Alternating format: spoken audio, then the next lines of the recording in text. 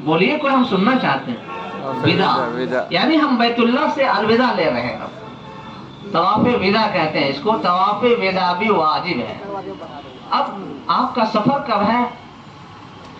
حج کرنے کے بعد. اگر کوئی بھی طواف جو کر لیتا ہے بندہ تو وہ بھی طواف ودا کے حکم میں.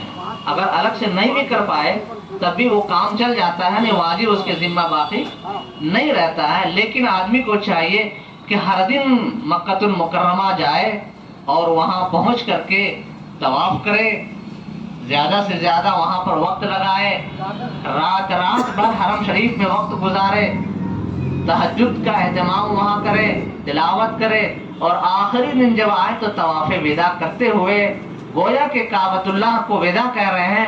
یعنی اس انداز سے طواف کرے کہ یہ اللہ تعالیٰ سے کہے کہ اللہ میرا یہ آخری سفر نہ بنا بلکہ بار بار آنے کی ہمیں توفیق نصیب فرما.